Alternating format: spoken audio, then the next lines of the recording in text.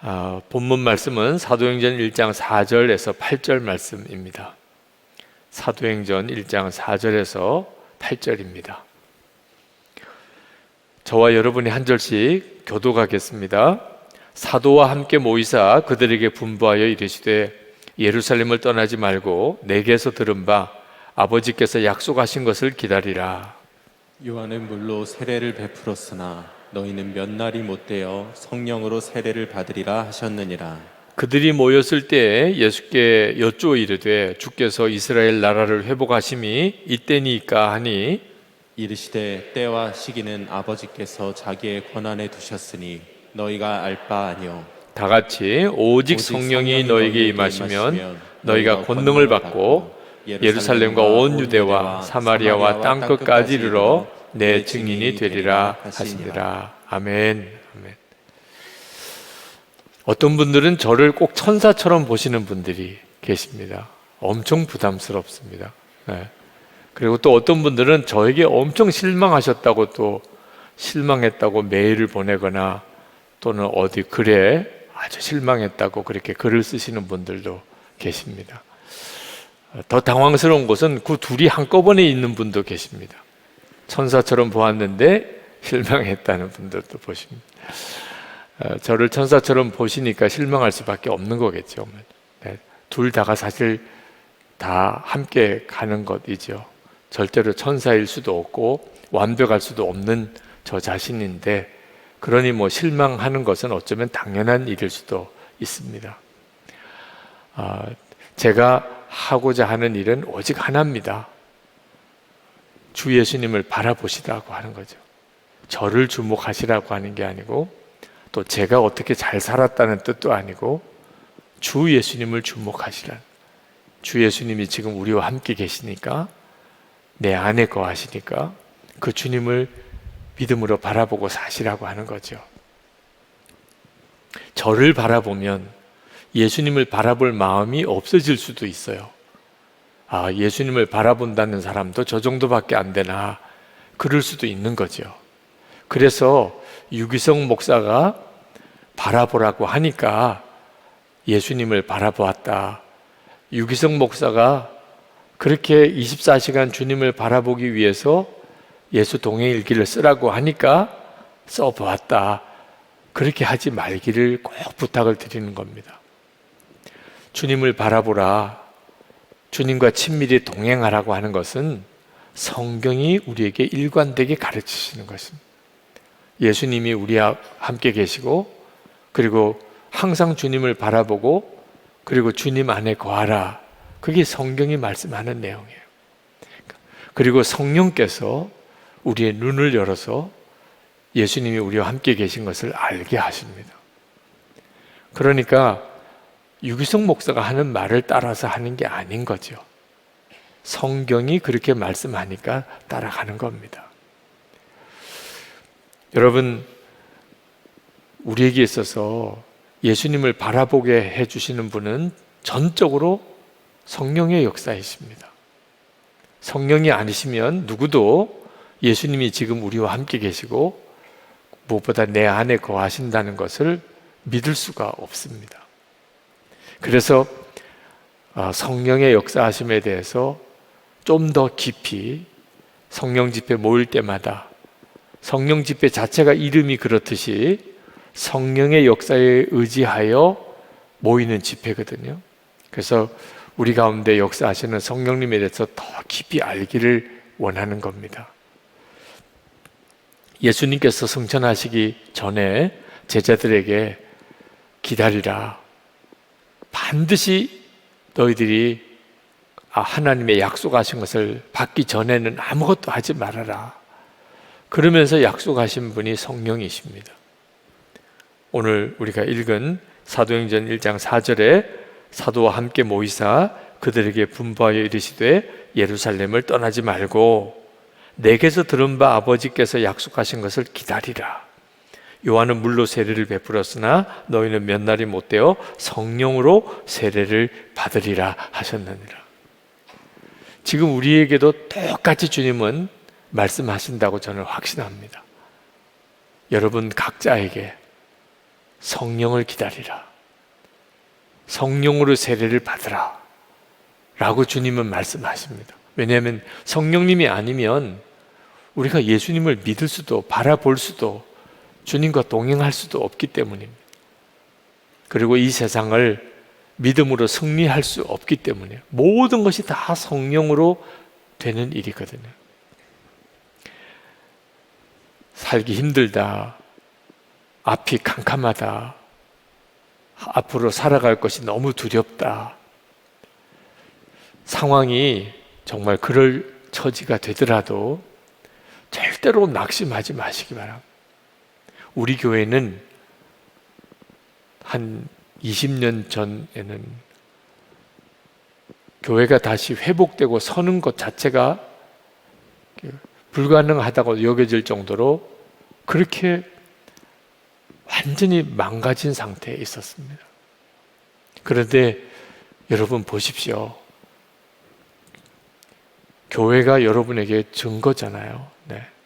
회복될 수 없을 것 같고 앞이 캄캄하고 길이 없어 보이고 그랬던 교회가 이렇게 되었잖아요. 전적으로 성령의 역사이신 거죠. 주님이 하신 거죠. 그러니 지금 현재 여러분의 처지와 형편이 절망적이고 너무 낙심이 되고 도무지 다시 일어날 수 없을 것 같고 혹시 그렇다 하더라도 여러분을 능히 다시 일으키실 분이 여러분 안에 계십니다. 성령이십니다. 우리와 함께 계시는 성령님, 그분은 하나님이세요. 천지를 지으신 하나님, 천지를 다스리시는 그분이 지금 내 안에 와 계신 겁니다. 그러니 사실 뭘 두려워할 게 있어요? 지금 여러분의 처해져 있는 앞길이 힘들어도 낙심할 이유가 없지요. 세상보다 더 크신 분이 내 안에 계시니까. 예수님께서 성천하시면서 제자들에게 하신 약속, 이제 성령으로 세례를 받을 것이다. 그리고 너희들이 권능을 받을 것이다. 그리고 온 세상에 나가서 내 증인이 되어라. 자, 이 말씀은 그대로 지금 여기에 있는 여러분에게 주시는 주님의 약속입니다. 성령으로 세례를 받을 것이다. 그리고 너희들이 권능을 받을 것이다. 그리고 너희들이 세상에 나가 내 증인이 되리라. 아멘으로 붙잡은 분이 있고 그냥 읽고만 지나가는 분이 있는 차이가 있을 뿐이지 우리 모두에게 주신 거예요. 여러분이 주님의 약속을 여러분에게 주신 말씀으로 붙잡으시기 바랍니다. 오늘 그 말씀으로 기도를 하는 날이에요. 말씀 기도, 사도행전 1장 8절의 말씀을 가지고 오늘 말씀 기도하는 날입니다. 성령으로 세례를 받을 것이라. 너희가 권능을 받을 것이라. 그리고 세상에서 내 증인이 되리라. 아멘입니다.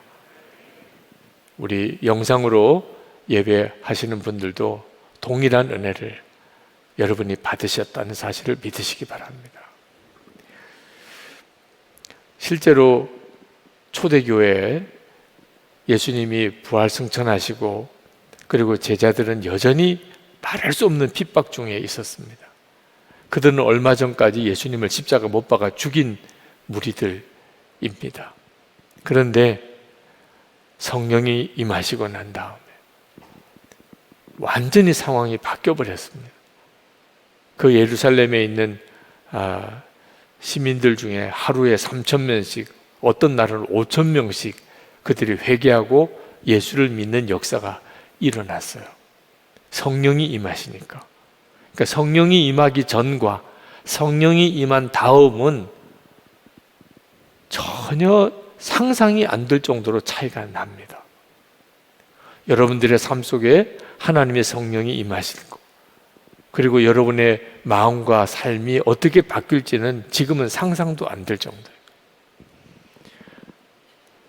로마의 기독교인들이 핍박을 피해서 도망가다가 숨은 곳이 지하 무덤이었어요. 카타콤이라고 하는 지하 무덤. 거기서 무려 300년 동안이나 거기서 지냈습니다. 그 카타콤에 죽은 그리스도인들의 숫자를 어떤 분이 계산하기를 한 200만 구가 된다고 그래요. 근데 당시에 로마 시민이 한 100만이었습니다. 그러니 얼마나 많은 그리스도인들이 그 지하 무덤에서 평생을 살고 거기서 죽어갔는지 모릅니다. 믿음 하나 지키려고, 예수님을 믿는 믿음 하나 지키려고. 그 일이 어떻게 가능하죠? 그들 가운데 성령이 함께 하셨기 때문에 그렇게 된 거예요. 그리고 로마가 기독교 국가가 됩니다. 우리에게는 아주 심각한 오해가 있는데, 내가 예수님의 십자가의 은혜로 구원은 받았는데 나는 성령의 사람이라고 말할 수는 없다, 이런 오해가 있어요. 성령의 사람은 아주 특별한 그리스도인들이나 그런 사람일 수 있겠지만 나는 아니다. 여러분, 그렇지 않습니다. 예수를 믿은 사람, 십자가의 은혜로 구원받은 사람은 다 성령의 사람이 됩니다. 여러분 중에 나는 성령 체험도 없고, 나는 성령의 무슨 특별한 은사도 없고, 그래서 내가 도대체 성령의 사람이 될 거라고 믿어지지 않으시는 분들 있으실 거예요. 네. 사모함은 있지만 믿음은 안 생기는 분들. 여러분이 정확하게 영적인 분별이 없어서 그런 것 뿐이지, 여러분 중에 지금 성령의 강력한 역사를 체험하지 못하는 사람은 한 사람도 없습니다. 여러분, 하나님을 믿으십니까? 믿으실 거예요. 그럼 하나님을 보셨나요? 그러면 또 대답을 못해요. 본 거는 아니에요. 그런데 어떻게 하나님을 또 그렇게 믿지요? 보지도 못하고. 불신자들이 질문하는 질문이에요. 너 하나님 만났냐? 아니, 만난 적은 없어. 그런데 너 어떻게 하나님을 믿냐? 하나님 계신 걸 어떻게 믿냐? 여러분, 예수님을 믿으십니까? 다 아멘이시죠. 그러면 예수님과 악수 한번 해보셨습니까? 그러면 또 대답을 못해요. 예수님과 악수도 한번 안 해보고 예수님을 어떻게 그렇게 믿으세요? 대답을 하기가 참 곤란하죠. 그런 질문을 받으면. 네, 여러분, 하나님을 만나지도 못하고 하나님을 믿고 예수님과 악수도 하지 않았는데 예수님을 믿고 예수님을 사랑하기까지 해요. 성령님 때문입니다. 여러분 안에 계신 성령님 때문이에요. 그러니 성령님의 역사를 체험하지 못한 사람이 누가 있나요? 우리에게 일어나는 가장 강력한 기적이요, 예수를 믿게 된 거예요. 하나님이 내 아버지라고 믿어지는 거예요. 안 믿어지는 사람이 얼마나 많은 줄 아십니까? 여러분이 나가서 하루 종일 만나는 사람들의 대부분은 안 믿어져요. 안 믿어지는 거예요. 안 믿어지니까 안 믿는 거죠. 근데 여러분은 어떻게 그렇게 믿지요? 여러분 안에 성령께서 믿게 하시는 거예요. 그러니 나는 성령 체험이 없어, 그런 말 이제 하시면 안 됩니다. 성령 체험도 없는데 어떻게 오늘 성령 집회 오셨어요? 성령 체험도 없는데 어떻게 하나님을 믿고 간절히 기도를 하세요? 이미 성령께서는 너무너무 강하게 우리 가운데 역사하고 계신 거예요. 여러분 중에 어느 한 사람도 예외가 없어요. 아니, 그렇다면 정말 그렇게 성령님의 역사가 우리 가운데 너무나 분명하다면 왜 우리의 삶 속에 오늘 말씀하신 성령의 어떤 권능은 이렇게 적게 나타나는 겁니까? 나는 성령의 권능이 나타나는 것을 이번 주 한 주간 동안 한 번도 본 적이 없습니다.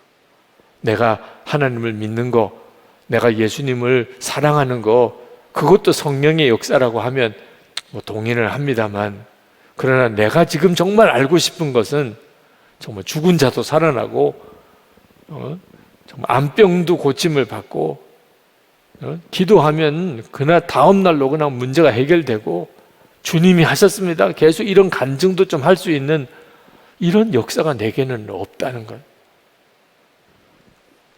내 주변의 가족들과 친척들, 직장 동료들, 하나님이 살아계시면 증거를 보여봐라. 그 사람들 콧대를 한번 꺾을 수 있는 그런 무슨 역사가 왜 내게는 안 나타납니까?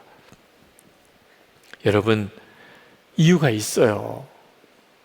우리가 성령님을 이렇게 믿고 사모하면서 우리 마음에 성령님보다 권능에 더 초점을 맞추고 살기 때문에 그렇습니다. 여기 함정이 있어요. 그가 진짜 성령님을 원하는 게 아니고 그가 원하는 것은 권능인 거예요. 하나님이 기적적인 응답, 기적적인 치유, 놀라운 은사, 놀라운 능력, 그런 걸 원하는 거예요. 그래서 우리가 성령 하면 가장 먼저 떠오르는 생각이 권능인 거예요. 오늘 말씀에 그렇게 말씀하셨잖아요. 오직 성령이 너에게 임하시면 너희가 권능을 받고, 그러셨잖아요. 성령이 임하시면 권능을 받는다고. 그러니까 내가 권능이 나타나나 이걸 생각하는 것이 뭐가 잘못됐습니까? 여러분,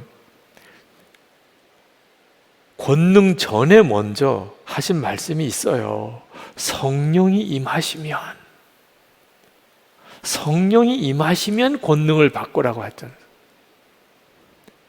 권능 전에 먼저 성령인 거예요. 성령님 그분이 권능보다도 우리에게 더 중요한 거예요. 만약에 여러분이 어디를 갔는데 거기에 뭐 조카들이나 어린 아이들이 여러분이 가지고 온 선물만 바라보고 있다면 솔직히 좀 섭섭하죠. 내가 온 곳은 기쁘지 않고 내가 가지고 간 선물이나 무슨 음식을 더 바라면, 그러면 철없는 아이들이라고 생각은 하겠지만 마음에는 좀 서운하죠. 그죠?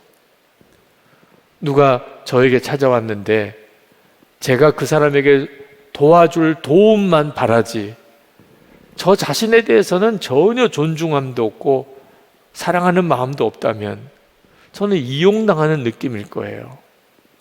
우리가 성령님 하지만 우리가 바라는 게 다 권능이라는, 기적적인 역사라는. 그러면 성령님 그분은 얼마나 서운하시겠냐고. 많은 분들이 성령의 역사를 사모합니다. 역사를 사모하는 거예요. 성령님의 역사를. 성령님 그분을 사모하는 분들이 참 드물어요. 이 문제를 해결해야 됩니다. 우리 안에 오신 성령님은 인격적인 분이라고 말합니다.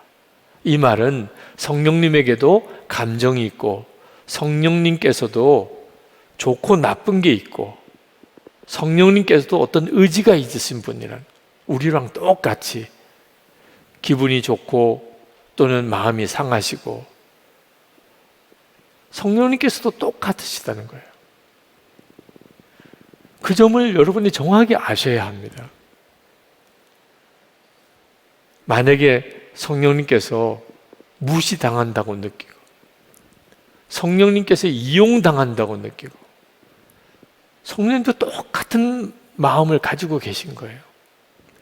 이스라엘 백성이 가데스 바네에서 가나안 땅에 정탐꾼을 들여보내고 정탐꾼의 보고를 받고 그 10명의 정탐꾼이 가나안 땅에 대해서 악평을 하는 것을 듣고 온 이스라엘 백성들이 난리가 났습니다. 모세 돌로 쳐서 죽이려고까지, 모세와 아론을. 그리고 다시 우리 애굽으로 돌아가자고. 그럴 때 하나님께서 뭐라고 말씀하셨냐면 나를 멸시하는 백성이라, 이스라엘 백성을 향하여 나를 멸시하는 백성이라고 하셨어요. 말 한마디도 참 중요해요. 내가 그냥 어느 순간에 감정이 너무 북받쳐서 어떤 때는 거의 제정신이 아니어서 그렇게 막 내뱉은 말도 다 하나님을 향하여 하는 말이에요. 이스라엘 백성들이 하나님의 약속을 믿지 않고 하나님의 명령에 순종하지 않고 우리 이제 다 죽었다고 하고, 그리고 모세와 아론에게 돌을 쳐서 죽이려고 하고 하나님이 우리를 죽이려고 이 애굽에서 끄집어냈다고 하나님이 다 들으세요. 그리고 하나님께서 나를 멸시하는 백성이라. 그리고는 그들은 다 광야에서 죽습니다. 성령님도 똑같으세요. 여러분, 성령님은 여러분 안에 계세요. 그런데 성령님이 여러분 안에 계신데 여러분이 전혀 성령님을 의식을 안 해요. 그리고 누구에게 막 거짓말을 해요. 성령님은 멸시당하시는 거예요. 성령님이 여러분 안에 계신데, 여러분, 성령님이 여러분 안에 계신데 여러분이 부부싸움을 하면서 막 소리를 질러요. 애들한테 야단을 치는데 막 온갖 험한 말을 쏟아부으면서 애들을 욕을 하고 야단을 쳐요. 그러면 여러분 안에 계신 성령님은 여러분에게서 멸시를 당하시고, 나는 의도적으로 성령님을 멸시하지 않았는지 모르지만 성령은 멸시당하는 거죠. 아니, 제가 여러분의 집에 신방을 갔는데, 그래서 신방을 가서 예배를 드리려고 앉아 있는데 여러분 부부싸움을 막 제 보는 앞에서 사내 중내 뭐 하면서 우리 헤어지자 그러고 뭐, 그러면 저는 멸시받는 거나 마찬가지죠. 아니, 목사님이 신방을 와서 앉아 있는데 그 앞에서 그렇게 싸워요. 제가 신방을 갔는데 아이를 쥐잡듯이 그냥 정말 야단을 치고 구박하고 혼을 내고 막 소리 지르고, 그러면 저는 그렇지 않아도 마음이 연약한 제가 얼마나 상처를 받겠어요. 네.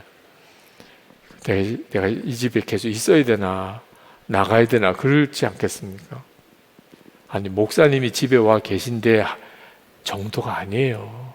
하나님을 내 안에 모시고 살면서 되는 말 안 되는 말, 음란한 일, 음란한 행동, 음란한 말, 그게 다 성령님을 멸시하는 거라니까. 그러면서도 우리는요, 기도의 응답을 구하고 성령께서 주시는 어떤 은사를 구하고, 그게 말이 됩니까? 성령님 그분은 멸시하고 역사를 이루시는 분은 성령님이신데 성령님을 실제로는 무시하고 멸시하면서 성령님의 존재 자체에 대해서 아무런 의식이 없어요. 그러니 무슨 성령님의 역사를 경험을 하겠냐 말이에요.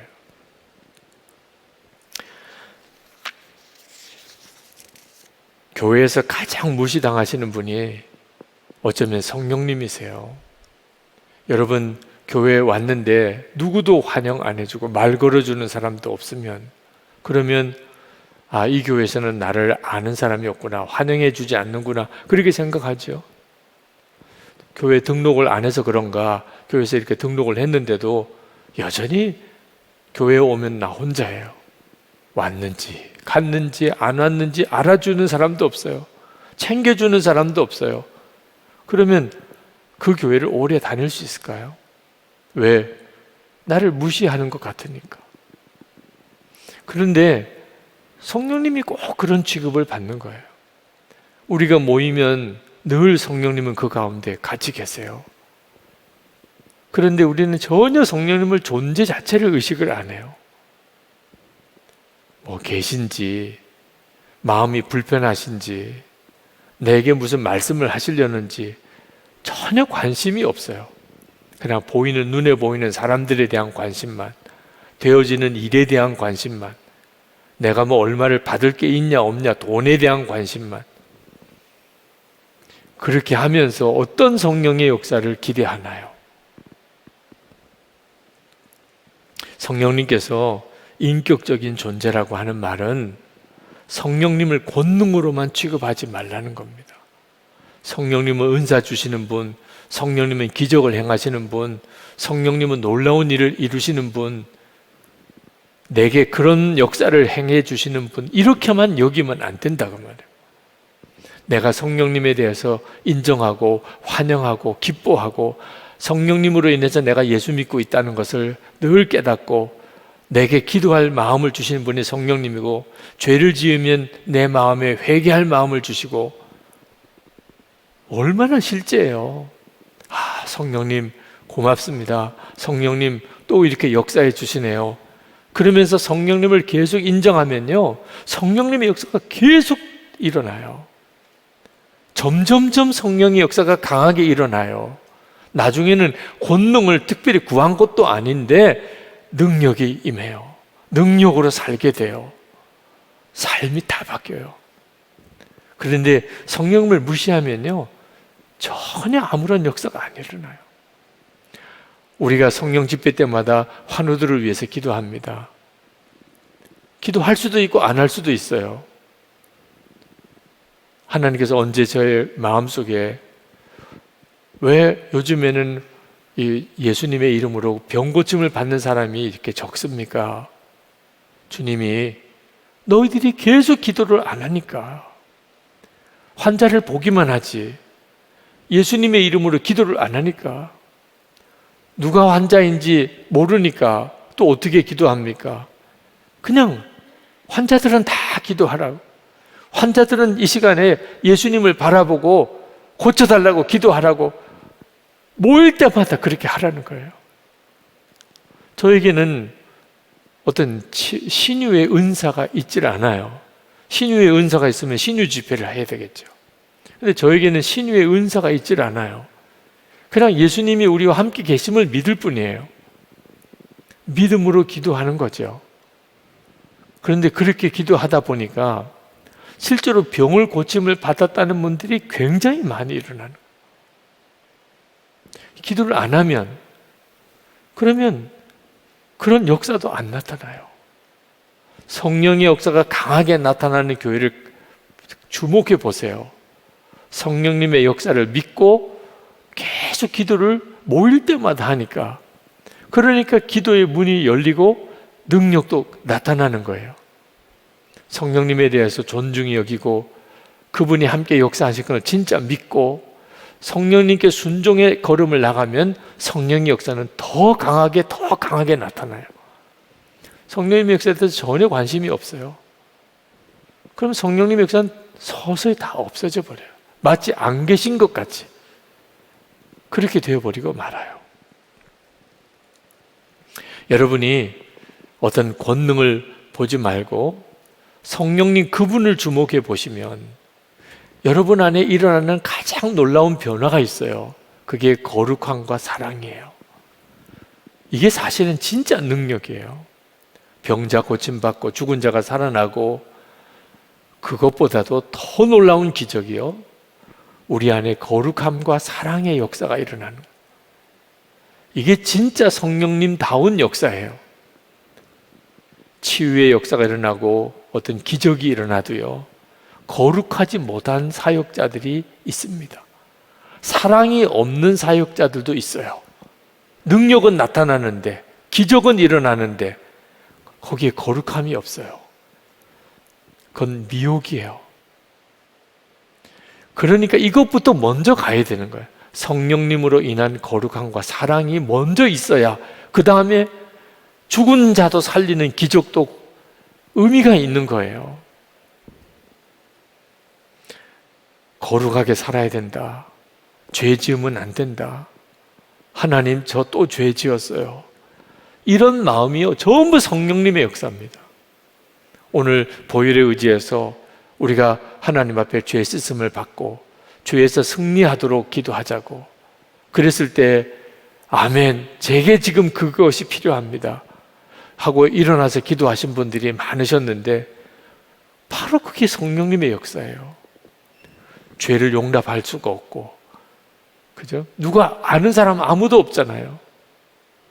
그런데도 나에게는 죄 씻음이 필요합니다. 이런 역사가 다 성령님의 역사예요. 사랑해야 된다 마음 똑같아요.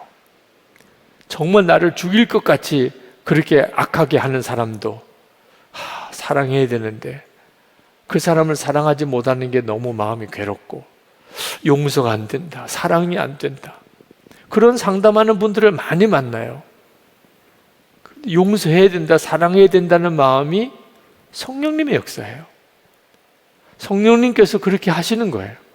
이것이 권능 중에 진짜 권능이에요. 거룩하게 살고자 하는 마음, 사랑하며 살고자 하는 마음. 또 성경이 분명히 말씀하는 게 성령이 임하면 마음이 부드러워진다고 그랬어요.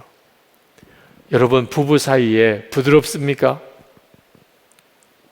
남편 바라보는 게 부드럽습니까? 아내를 바라보는 게 부드럽습니까? 아니면 마음이 이게 뭐가 응어리가 졌습니까? 이게 암보다도 무서워요. 마음이 이렇게 굳어진 거. 성령이 임하시면 마음이 부드러워진다고 그랬어요. 성령의 역사가 아니면 굳어져 버려요. 마음이 굳어졌다는 것은 사랑스럽지 않은 거예요. 자꾸 허물이 보이는 거예요. 그래서 만나면 싸움이 자꾸 되는 거예요. 부모 자녀 사이에도, 교인들끼리에도. 여러분, 굳어지는 것은 좋은 게 없어요. 간이 굳었다, 신경이 굳었다, 근육이 굳었다, 다 안 좋은 거잖아요. 피가 굳어간다, 다 안 좋은 거잖아요. 가장 안 좋은 게 마음이 굳은 거라니까. 완전히 마귀가 마음을 사로잡고 있다는 뜻이에요. 성령이 임하면 마음이 부드러워져요. 사람이 완전히 다른 사람처럼 되어지는 거예요. 이 역사가 성령님 그분을 주목할 때 일어나는 거예요. 성령의 은사나 성령의 능력을 주목하는 게 아니고 성령님 그분을 주목할 때 나타나는 역사들이에요.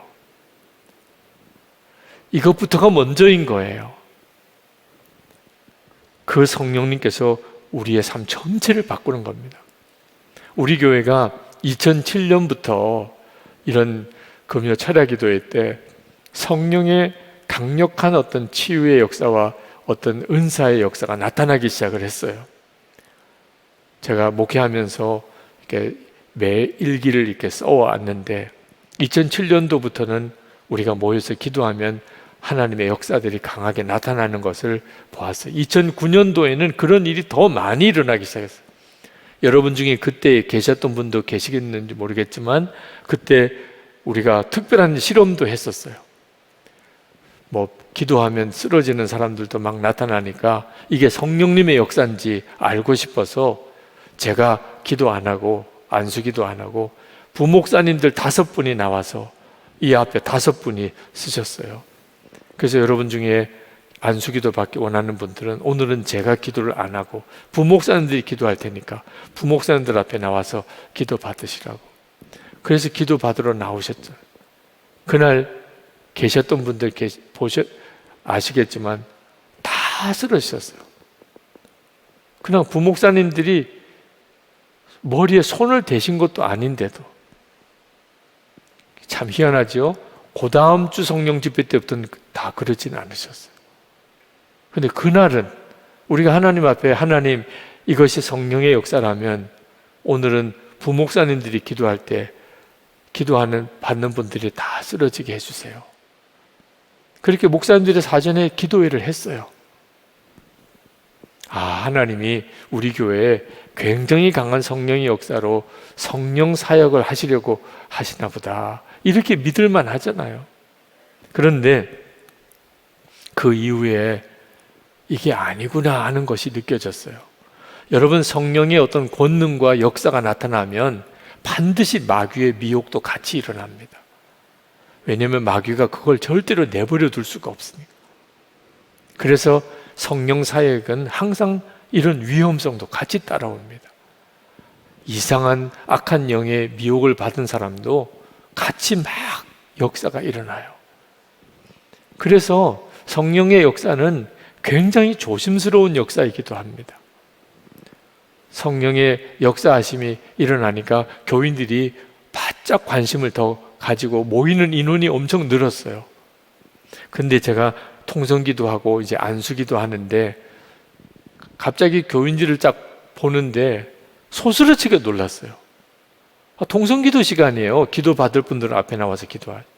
근데 기도 안 하고 다 이러고 보고 있는 거예요. 어느 목사님 앞에 간 사람은 쓰러지나, 저 사람은 쓰러지나 안 쓰러지나. 지금 기도해야 될 시간에 다 지금 앞에만 쳐다보고. 이건 진짜 문제가 많은 방법으로 지금 우리를 미혹하는구나. 그리고 목사님들 사이에도 묘한 갈등이 생기는 거예요. 어떤 목사님에게는 그런 영적인 역사가 강하게 나타나고 어떤 목사님은 전혀 그렇지도 않는 분도 있어요. 그렇게 기도를 간절히 열심히 해주시는데도 단 하나 쓰러졌냐 안 쓰러졌냐고. 근데 쓰러진 사람은 엄청 신령해 보이고 안 쓰러진 그 목사님 앞에 있는 선부는 나 좀 쓰러뜨려 봐요. 자꾸 이런 식으로. 목사님들도 마음이 편하겠습니까? 우리가 아직 준비가 안 됐구나. 이거 잘못 이렇게 가다가는 악한 영이 얼마든지 비집고 들어올 여지가 있겠구나. 그래서 대대적으로 방향이 틀어진 게 예수 동행 일기를 쓰게 된 거예요. 우리가 능력과 어떤 은사와 어떤 기사와 이적을 주목할 게 아니고 주 예수님을 바라봐야 합니다. 주님을 바라보고 모든 것이 주님이 행하신 것이고 영광도 주님께 가는 것이고 무슨 일이 되고 안 되고가 우리에게 무슨 상관이 있어요? 주님이 하시면 하시는 거고 안 하시면 안 하시는 거예요. 쓰러지고 안 쓰러지고는 하나님의 역사에는 사실 큰 차이가 없어요. 이 점이 우리가 준비가 안 되고서야 성령의 어떤 권능을 강조하는 사역은 교회를 영적으로 더 어렵게 만들겠다. 그래서 그때 방향이 바뀐 거거든요. 예수 동행 일기를 쓰는 일로. 예수님, 주님께 주목하자는 거예요. 권능보다도 더 먼저 성령이 임하시면 그러면 너희가 권능을 받고이지.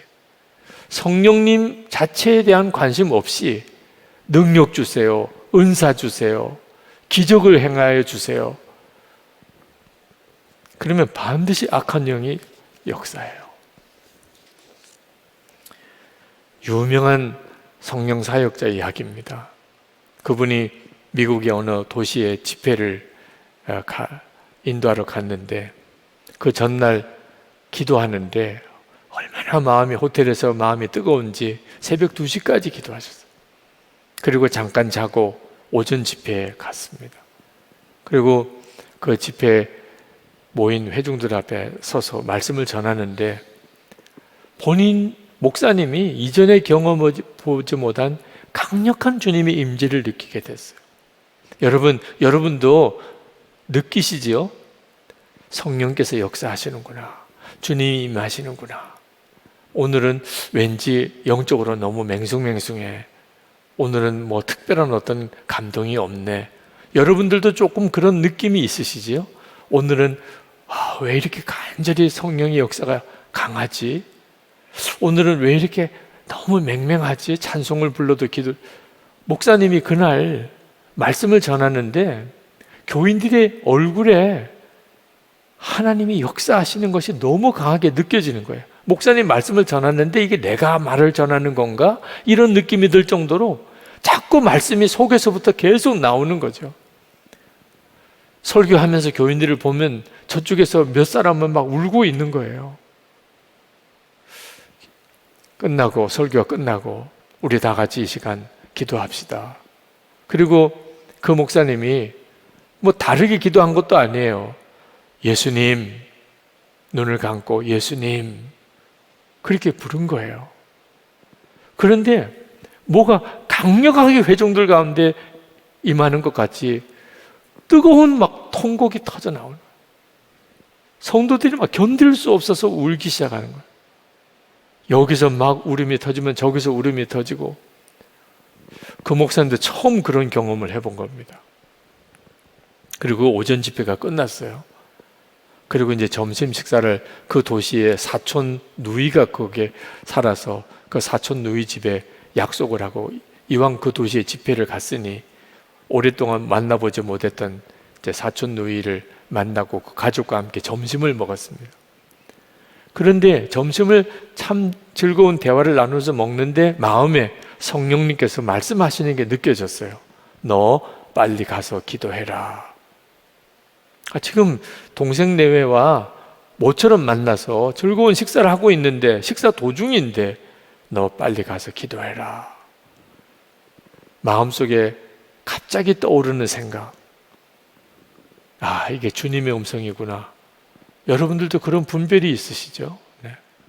근데 지금 기도하러 갈 수가 없어요. 그 동생이 뭐라고 생각하겠어요? 지금 갈 수가 없는데요. 그리고 제가 지금 일어나서 호텔로 돌아가면 저를 차 운전해 줄 분도 식사도 못하고 나를 또 호텔로 데려다 줘야 되니 그 사람한테는 또 얼마나 미안하며 지금은 갈 수 있는 시간이 아닙니다. 그랬더니 성령께서 더 이상 아무 말씀이 없으신 것 같았어요. 그 식사를 끝내고 즐거운 시간 가지고 그리고 이제 호텔로 들어왔어요. 너무 피곤해서 잠깐 잠을 자고 저녁 집회 준비를 하고 그리고 집회장으로 갔습니다. 오전에 그런 강력한 역사가 있었으니까 저녁 집회는 배나 더 많은 사람들이 모여서 서로들 연락하고 너무너무 은혜가 충만하다고 막 이야기들이 돼서 사람들이 얼마나 많이 모였는지 다들 얼굴에 큰 기대감이 있었어요. 목사님도 오늘 저녁에 낮 집회와 같은 그런 역사가 있을 것에 대해서 조금도 의심이 없었어요. 근데 설교하러 단에 올라섰는데 그렇게 힘든 거예요.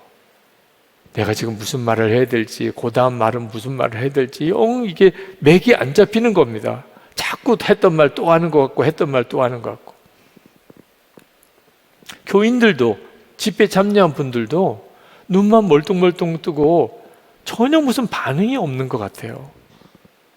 그냥 이 말을 해야 되나 저 말을 해야 되나 그러면서 설교는 끝냈습니다. 그래 기도하는데 다 잘해서 일어나요. 뭐 더 기도할 사람도 없고 목사님이 그냥 빨리 호텔로 돌아갔습니다. 누구를 더 만나고도 싶지도 않았어요. 그날 저녁은 대실패 같았어요.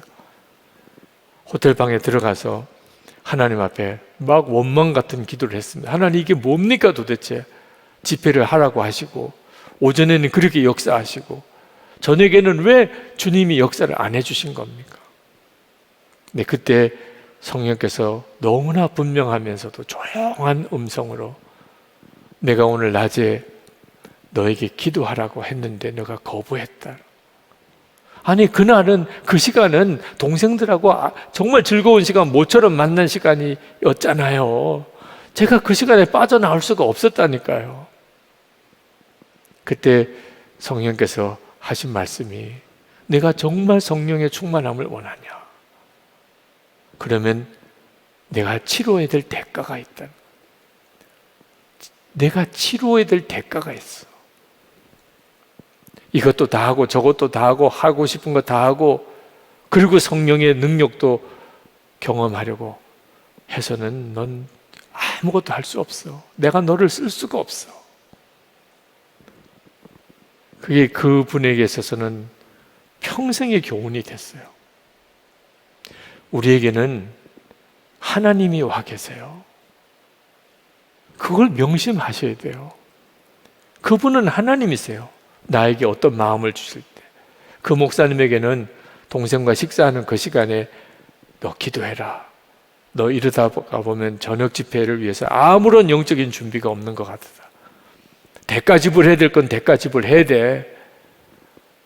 너가 정말 저녁에 집회에 하나님의 역사를 통로가 되고 싶다면 반가운 어떤 동생과의 만남도 잠깐 인사만 하고 끝낼 수도 있어야 돼. 여러분들도 마찬가지예요. 여러분이 이제 나는 성령님을 모시고 사는 거야. 이게 분명했어야 돼요. 성령님을 모시고 사니까 말 한마디, 행동 하나다 다 조심스러워요. 주님이 기뻐하시는 것, 주님이 원하시는 것. 성령님은 계속 예수님을 바라보게 하시는 분이에요. 주님이 내 안에 계신 것이 성령님의 역사로 믿어지고 깨달아지고 바라보아지는 거거든요. 우리가 늘 강조했듯이 주님 모시고 사는 사람답게 살자. 그게 대가지불이에요. 나는 이제 주님을 모시고 살아. 이것이 가장 먼저입니다. 성령의 역사, 성령의 은사, 성령의 능력 이전에 주님은 나와 함께 계시다. 내 감정, 내 생각대로 살면 안 돼요. 오늘 이 밤에 저는 주님을 원합니다. 주님 환영합니다. 제게 오신 거 너무 감사합니다. 주님만 바라보기 원합니다. 주님 약속하셨잖아요. 성령이 임하면 권능받고 내 증인이 될 거라. 주님 제가 그렇게 살게 해주세요. 제 가족들에게 내 교인들 주변 사람들에게 기쁨과 감사와 사랑의 증인이 되기 원합니다. 주님, 저를 사용하세요. 성령님, 저의 속에서 역사해 주세요. 우리 그렇게 기도합시다.